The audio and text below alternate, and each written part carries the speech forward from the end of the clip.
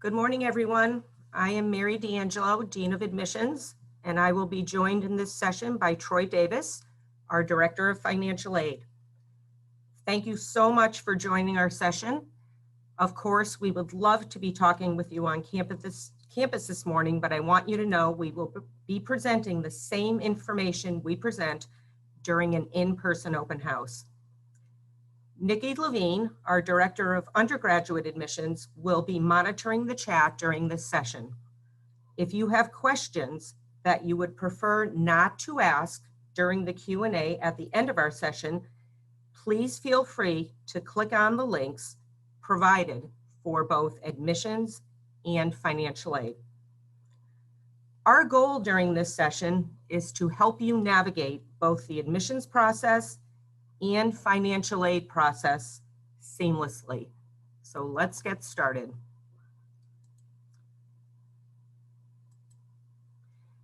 Springfield College, as you may know, is a school that is part of the Common Application.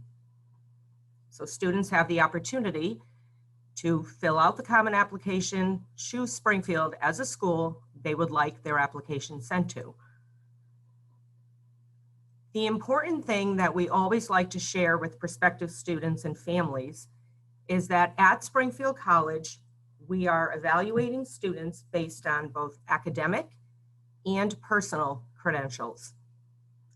The academic credentials that we evaluate are the high school transcript. And as I always say to my staff, when you look at a high school transcript, I really want you to dissect it. I want you to look at the sequence of courses that a student has taken, the level of difficulty of the coursework, and the grades in all courses.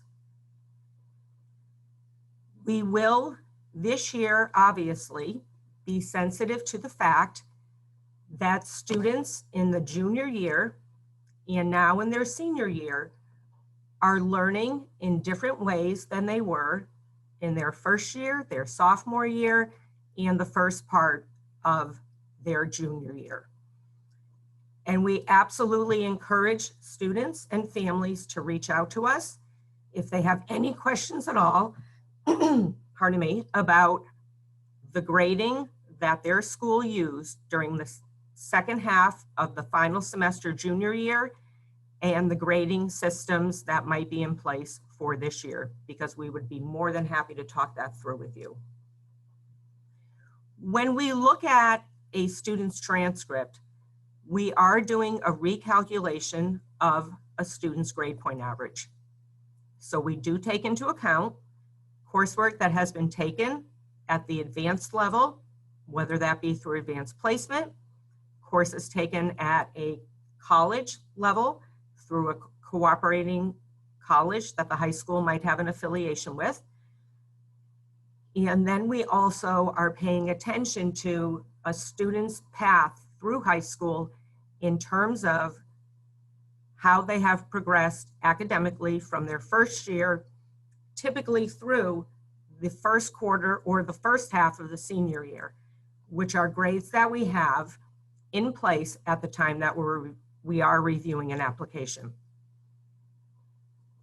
This year, for students looking to apply for the fall of 2021, we will not be requiring the SATs for any of our academic programs. Springfield is a test optional school for the majority of our majors, but last year we did require test scores for some of our limited enrollment programs. We are waiving that requirement this year due to the fact that students are having great difficulty accessing either the SAT or the ACT due to the pandemic. Aside from the academic credentials, we are also looking at what we refer to as personal factors. The essay that students write as part of the Common Application is very important to us. So I always encourage students to choose a prompt that you feel will give you the opportunity to share information about yourself and your background that would be most helpful to the admissions committee. We are also paying careful attention to a student's co-curricular background. What have you done when you're not sitting in the classroom and you're not studying? So feel free, please, students, to share with us through the application anything that you've done outside of the classroom. That could be work experiences, which many of you have had. It could be involvement in your high school. It could be involvement in your community service activities. So we ask you to share all of that with us so we can get a sense of what you do, again, when you're not sitting in the classroom or studying. The other personal factors that we consider are an academic recommendation, which is part of the common application. And students many times ask us, should I send just one or can I send multiple recommendations? We will read whatever is part of your application file. We only require one, but we are more than happy to read multiple recommendations if you feel that there are people who you would like to have speak on your behalf. The final personal credential that we consider is the evaluation from your school counselor. We do understand that there are some schools that do not provide school counselor evaluations. So please don't be worried if you do not have a counselor evaluation. We completely understand that that may not be a part of your file due to your school's policy. When we evaluate a student's application for admission and we do the recalculation of the grade point average that I mentioned earlier, we at that point determine students' eligibility for academic scholarships. And the slide that I have up right now gives you a sense of the scholarship levels at Springfield College and the GPA that is required for each of those academic scholarships. And it's important to note that we are recalculating GPA, which means that any advanced courses that a student has taken will be taken into consideration when we calculate the grade point average. These scholarship levels are also available on our website. So if you don't have a chance to jot them all down right now, please note that those are on our website under scholarships in the financial aid section. Springfield College does operate under a program called rolling admissions for the majority of our programs. What that means is students have a deadline, preferred deadline of April 1 to get their application into the admissions office. When a student's application is complete, they will be reviewed by the admissions committee and a decision will be rendered very quickly after the application goes into review. If for some reason we have a need for additional information from a student, when they are in review, we will absolutely notify students of what that information is so that they can get it to us so we can move to a decision. We do have some programs at the college where we have earlier deadlines, and those programs are up on the screen. December 1st for physical therapy, January 15th for occupational therapy, and either December 1 or January 15th for our physician assistant program, where students will be applying under our early decision program.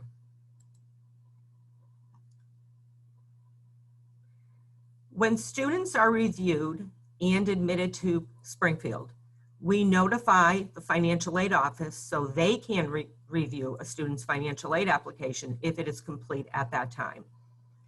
After a student has both their admissions decision and their financial aid decision, we encourage that students deposit under our regular admissions program by May 1st. I did mention earlier, early decision program at Springfield College. And I think it's important to talk about early decision because oftentimes families get confused between early action programs at some institutions and early decision. Springfield does not have early action, but we do have both an early decision 1 and an early decision 2 program. With early decision, students who apply by December 1st for early decision 1 or January 15th for early decision 2 are indicating to Springfield that we are their first choice. So we will render a decision in a timely fashion. Financial aid will then render a financial aid decision in timely fashion, and we will ask that students respond to us earlier than the May 1 recommended deadline for regular admissions. So really, we encourage students to utilize the early decision program only if they know that Springfield is their first choice and will be ready to commit to us once they have an admissions decision and a financial aid decision.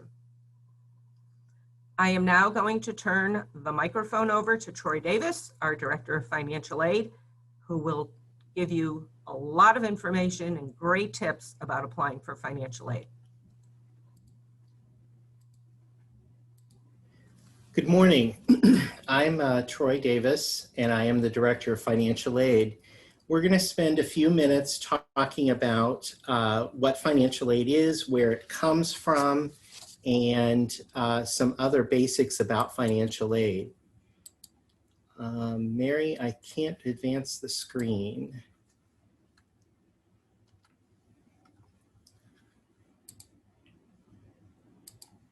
I am working on that. Hold on one second. I apologize.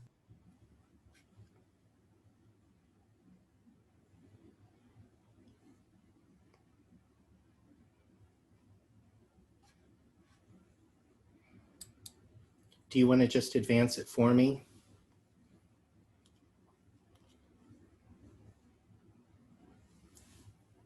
Okay, now I think there. So we're going to talk about the cost of attendance, what an expected family contribution is, what financial aid means, financial need means, where financial aid comes from, the categories, types, and sources of financial aid. We'll talk about the FAFSA, the free application for federal student aid, what to do if you have special circumstances, and then the actual financial aid process here at Springfield College.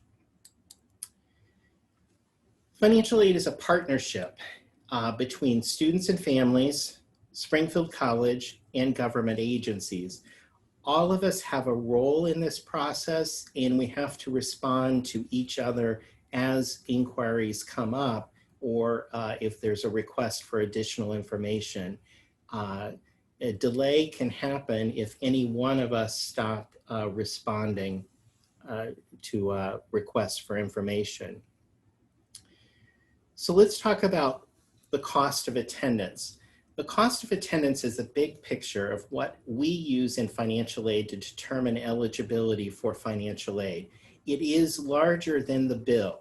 It includes direct costs, that would be tuition, fees, room and board if you're living on campus. Those things billed directly by the college. It also includes indirect costs, books and supplies, personal miscellaneous, and transportation expenses. Those are part of attending college, but not billed directly from the school. So we add the direct and indirect costs together to come up with a total cost of attendance. Cost of attendances vary widely from college to college. You're going to have high-priced privates as well as low-cost community college, and colleges like Springfield College somewhere in the middle of all of that.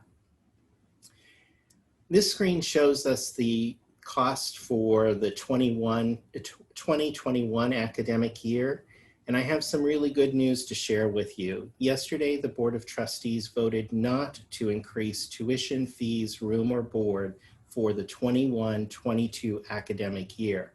So the costs that you see there are the same that you will have for 21-22.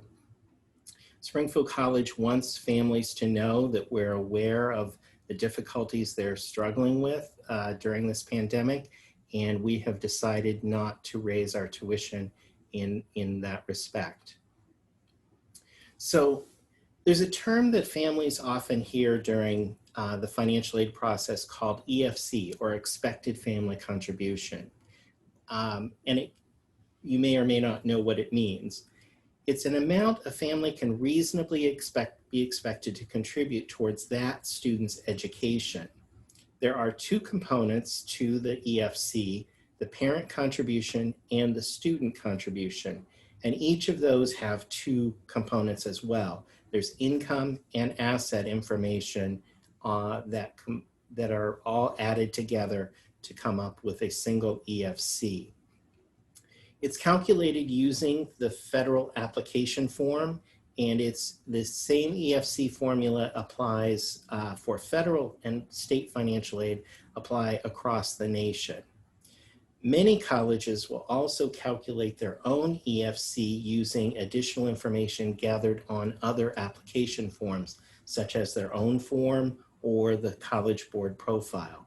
Springfield College is a FAFSA only school. We do not have a secondary application. So here we are looking at what is financial need. This is very basically what we do in a financial aid office. We start with that cost of attendance, which is direct and indirect expenses. We subtract the expected family contribution, which comes from the FAFSA, and what we're left with is financial need. That's what we in the financial aid office are trying to fill with any combination of merit, scholarships, and need-based aid as well. Financial aid comes in a couple of different categories. The first category is gift aid. It includes scholarships and grants. Scholarships are given to students who demonstrate some sort of academic talent or merit that we hope the student will continue to demonstrate on our campus. Sometimes there are strings attached to scholarships. The student must maintain a certain grade point average, a certain enrollment status, a certain major, any number of things that the school may attach to that scholarship. Grants are gift aid given to students based on financial need. Grants can change from year to year as the family's financial situation changes. The second type of financial aid is self-help. Self-help comes in two categories again, loans and work study. We all know what loans are, and unfortunately it's one of the largest categories of financial aid. The second type of financial aid, self-help aid is work study, and work study is an oddball in the financial aid world.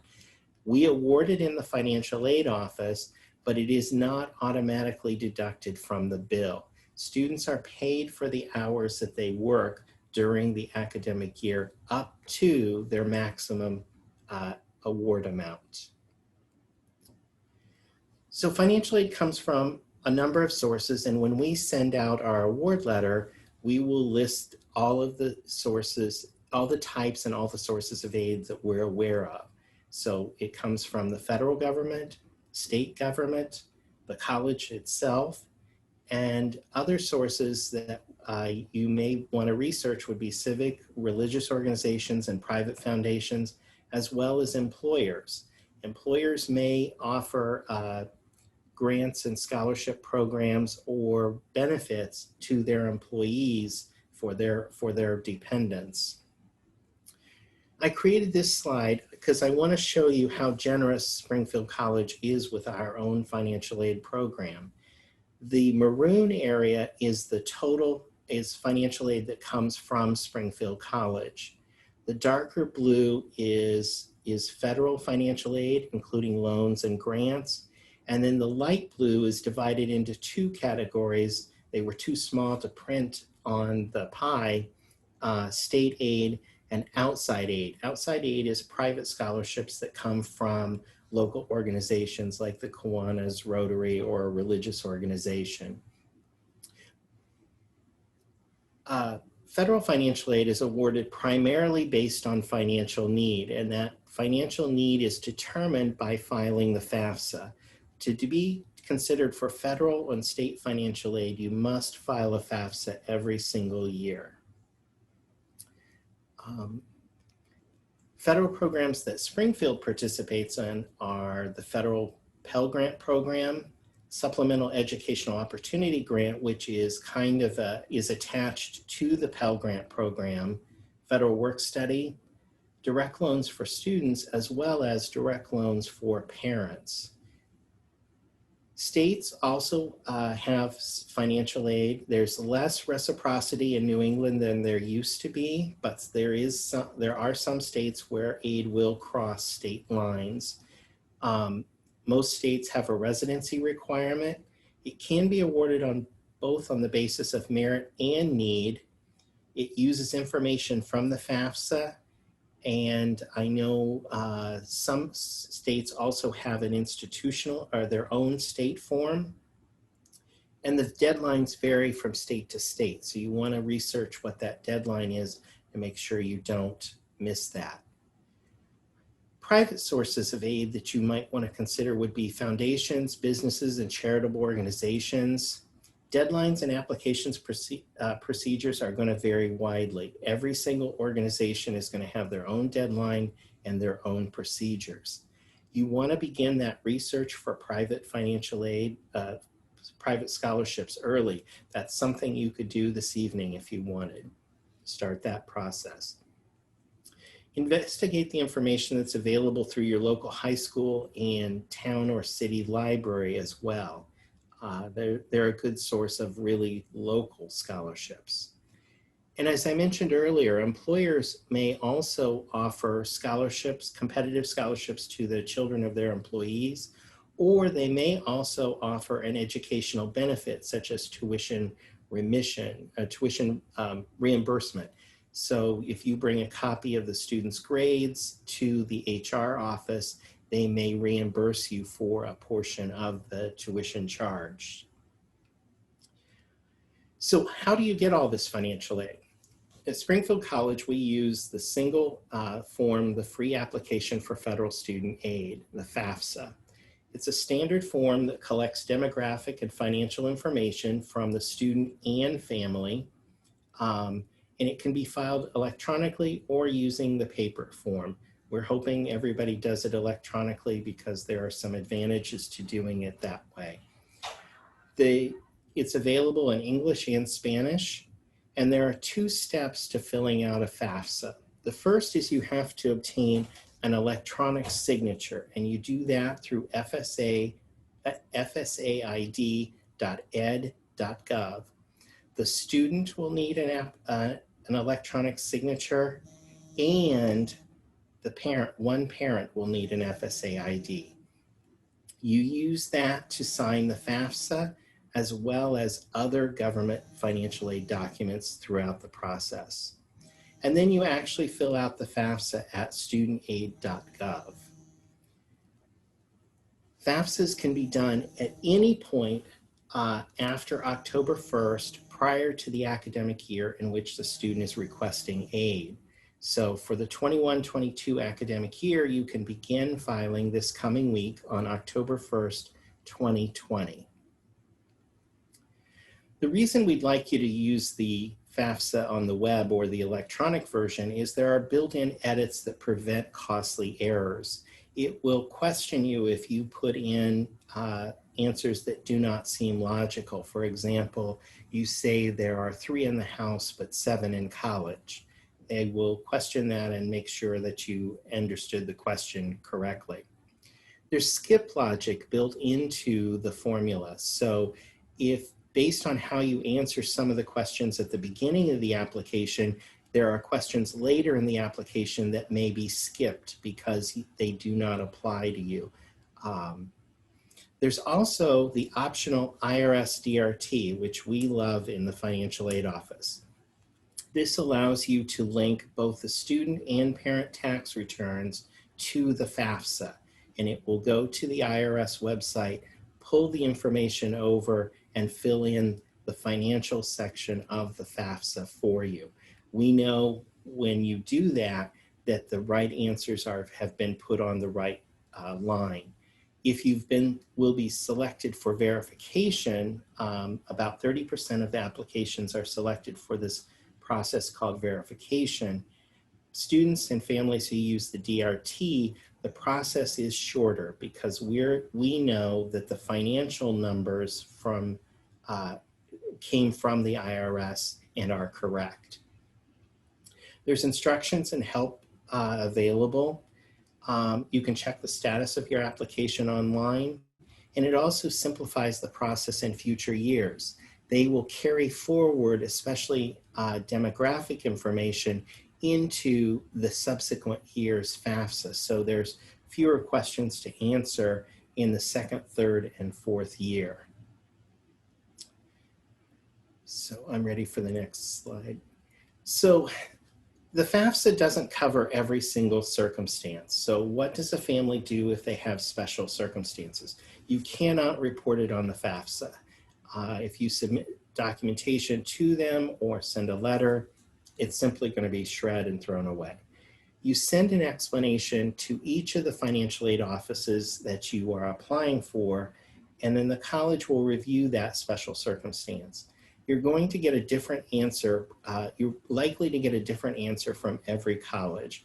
We may request additional documentation, and the decisions that we make are final and cannot be appealed to the Department of Education. Some possible special circumstances that we consider at Springfield College would be a change in employment status. We are seeing a lot of that through this pandemic, and families are reporting a lower income in the year that is not used on the FAFSA. So we're able to collect documentation and project that family's income and use those numbers when calculating eligibility for financial aid. Medical expenses that aren't covered by insurance can be included. The changes in the parent's marital status since they filed the FAFSA, or a family that has unusual dependent care expenses. That can include elder care. So we have a portal in the financial aid office called My Financial Aid, or it's available through our website.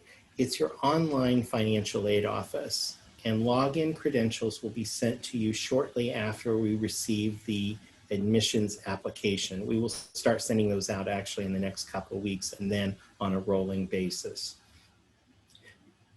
So from My Financial Aid, you can upload documents that we're requesting. You view, accept, or decline financial aid awards. You can track application materials, and there are links to documents that are available online, either through the campus or through the federal government.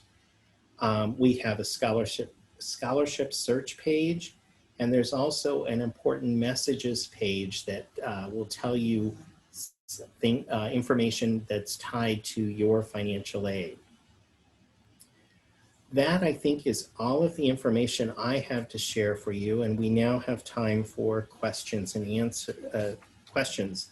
If you've submitted a question through the chat, Nikki will read those to us and let us know if there are questions. Yes, I do have a few questions that have come in for you both. Mary, we'll start with maybe an admissions-based question for you.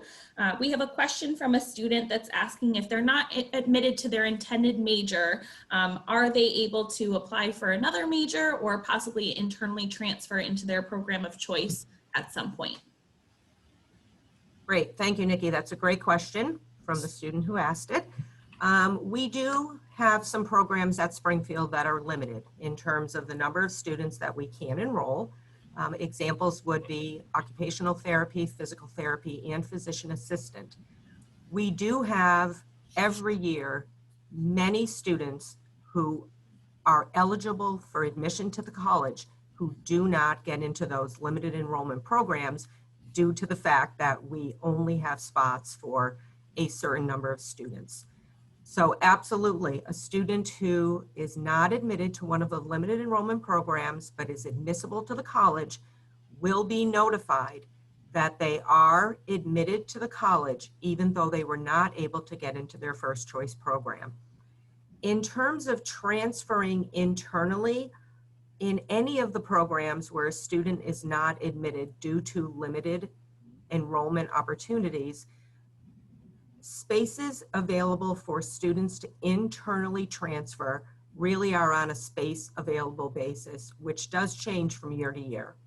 So for example, if we don't fill our class in occupational therapy, or if students choose to select another major once they're here at the college, we will allow students from other programs to apply into that major at the end of their first year. Great, thank you so much, Mary. Troy, this next question is for you regarding financial aid. If a parent has more than one student attending Springfield, they have one at Springfield College and another one possibly incoming, do you have to complete the FAFSA once or twice, once for each student? The FAFSA is student specific, so you would fill out a FAFSA for each student attending college, even if they're both attending Springfield College. The parent information should be the same on both applications, and you would only have one FSA ID. So you would sign both, the parent would sign both forms with their FSA ID, but the students would have different IDs. Thank you so much, Troy. Mary, this next one is an admissions question for you.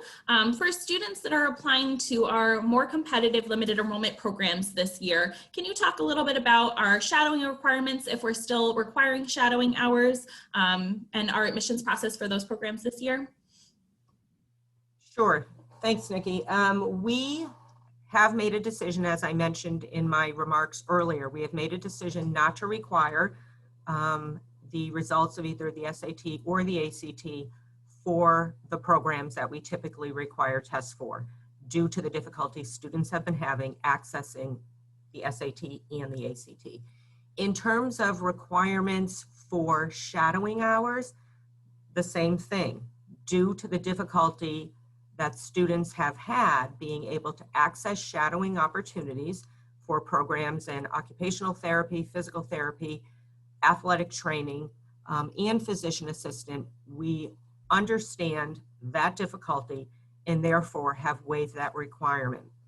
What we would strongly encourage students to do, however, if they have the opportunity, is to maybe do an informational interview via Zoom or via the telephone with somebody who is employed in those areas, because that can give students a really good opportunity to learn about what that profession looks like on a day-to-day basis. Students, you will also notice when you complete the common application, if you choose one of those programs, you will be asked to provide us with supplemental information. And really, it's your opportunity to share what you have done to research those professions. So whether that be information you got from an informational interview, whether it be information you access via the web, we are really excited to read what you've done to research those career areas. And again, are especially sensitive to this year to the fact that you may not have been able to actually shadow a professional in those areas. Thank you so much, Mary. I have another admissions question for you. Is the application process different if a student is planning to double major? So at the point of admission, students choose only one major. So at the time that a student fills out the application, they are not indicating an interest in multiple programs.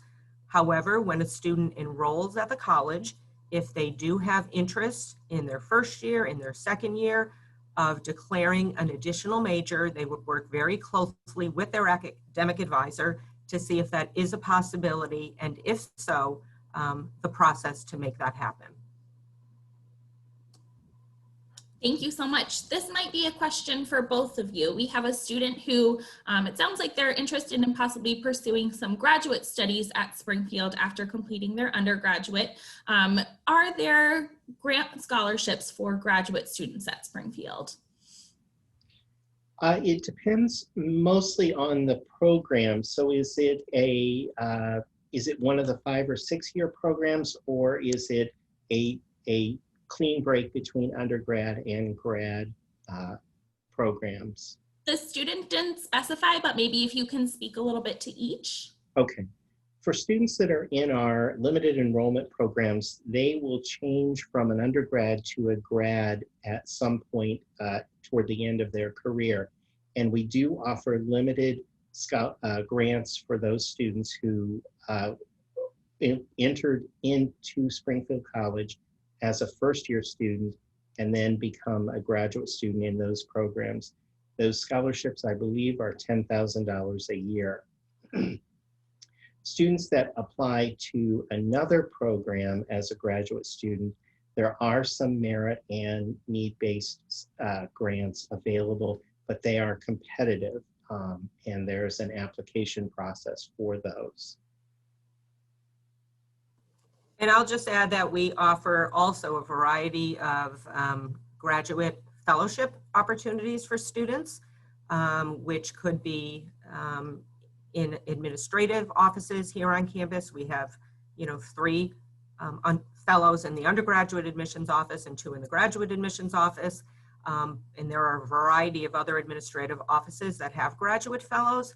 And those opportunities come with tuition benefits as well as a stipend. So if we have a student who in their junior, senior year determines that they would like to stay on at Springfield for a graduate program, of course, we're delighted to hear that, but we would encourage them to start exploring fellowship opportunities very early in their senior year here at the college so that they can take full advantage of what we offer in the fellowship area. Great, thank you both. So this next question is related to merit scholarships. If a student is just below the GPA criteria for a merit level, is there an opportunity for students to increase their merit scholarship? And additionally, are they able to take coursework from Springfield College that they complete once they're a student to count towards a merit scholarship? So students who are very, very close to a merit category. So say, for example, it's a student who is very close to our highest level, which is the trustee scholarship. If they are 0.1 away from the trustee scholarship, we will at time of admission bump them to the trustee level.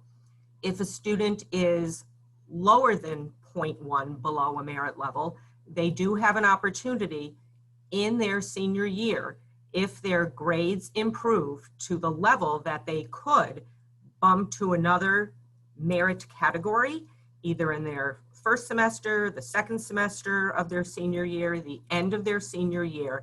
If they let us know about that, that their GPA has improved, we will consider students for a bump to the next merit level anytime during the senior year and prior to their enrollment at the college. Once a student is at Springfield, the grades that they earn at Springfield do not at this time allow them to bump into another merit category. I'll just add that the grades that the student earns at Springfield College are what they use to maintain that scholarship. Thank you both so much. Troy, this question is for you. If a student has a sibling or a relative who attended Springfield College, do we offer specific scholarship opportunities for those students who might be a legacy student? We do. We have a legacy grant program that is offered to a student during their first year. That decision is made in the admissions office and they pass that information on to us. And then we award $2,000 to during the student's first year if they are a legacy. Great, thank you. Mary, this question is an admissions question for you. If a student is from a vocational high school, do we calculate their GPA differently? And maybe if you can speak to how we look at GPAs on the same scale? Sure. So any student who comes to Springfield who applies coming from a vocational high school often will present as part of their academic transcript both college preparatory coursework in some of the traditional subject areas, as well as what they're doing for their vocational coursework. We will use the college preparatory coursework to calculate a student's grade point average. And we, of course, will look at those courses in the same way we do for a student who is not coming from a vocational high school. So for example, if a student has taken honors level courses or advanced placement courses, or they've taken courses in cooperation with a college in their area, we will give additional weight for courses taken at that level. Awesome, thank you. And this question again might be for both of you. We have a student who was on our website and saw that we partner with RaiseMe and was hoping to learn a little bit more about that partnership. Can you speak to the RaiseMe platform and how our partnership works with RaiseMe? Do you want to start with that, Mary? Sure. So RaiseMe is a partner of Springfield College's and has been for 3 years, Nikki? I think it's 3 years. And it gives students the opportunity to actually earn scholarship money as early as their first year in high school. And, different colleges have different criteria that they use in terms of what would give students the opportunity to earn scholarship money while in high school that can be applied to their college choice. If they're, if they end up at Springfield, the money that they have earned through high school is money that will be awarded to them at the time that the financial aid office does their financial aid award.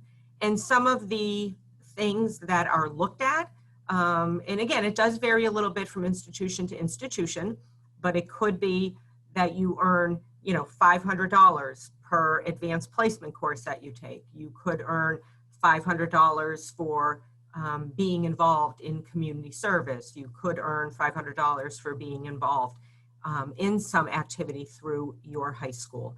So it's important, we always share with students, if you are on the RaiseMe platform and you are looking at a variety of schools, you want to make sure that you take a good look at what the dollar amounts are for the scholarships and what colleges use as criterion for awarding the scholarships. So the only piece that I would add is that RaiseMe is a scholarship or a guarantee of a scholarship amount. So if a student were to earn, let's say, $15,000 in RaiseMe scholarship, but they came in at the $12,000 merit level, they would get an additional $3,000 to bring them up to the RaiseMe amount. Awesome, thank you both so much. It doesn't look like we have any other questions right now. If anyone does have any questions, you can use the Q&A feature at the bottom of your screen to submit those. And I'll also add, Nikki, and I'm pretty sure I speak for Troy when I say this as well, we are absolutely available in both the admissions and the financial aid office to work with families through this process. We understand that it can be daunting, particularly if you have not been through the college admissions process previously. And please know that both the admissions counselors and the financial aid counselors are available to answer questions throughout this process. And when you're looking at spending over $50,000 a year for a college education, please know that nothing is a stupid question. And we certainly welcome you to reach out to us. And we promise that we will respond to you in a very timely fashion. Thank you so much for joining us today. I hope this has been helpful. And again, as you navigate over the next several months, please feel free to reach out with any questions that you have. Can I add one thing? Absolutely. So as Mary said, there are staff. We're more than willing to help you. We have financial aid staff in the office today from 12 to 3. If you click on the link, chat with a financial aid counselor or financial aid staff, you can book an appointment for a callback. And we also have a staff person available at our general number that can take general inquiries, and our main number, I'm sorry. That number is 413-748-3108. And we'll be here from 12 to 3 today. Thank you, Thank Troy. You keep me honest. And also, admissions counselors will be available today. You'll see the time frame listed on the checklist that was made available to you when you logged into this open house. So once again, thank you all so much for being with us. We very much appreciate that you took the time on a beautiful late September Sunday to learn a little bit more about the admissions financial aid process at Springfield. And we hope you take advantage of the other opportunities for live sessions today. And we look forward to welcoming you in person for a visit. We are hosting visits based on guidelines established by the Commonwealth of Massachusetts. And we've been offering visits since early July, and we're delighted to share that things have been going very, very well with those visits, and our families have been very gracious and respectful of our protocols. So if you are interested in a campus visit, you can access the schedule and registration details on our website. Have a great rest of your day. you.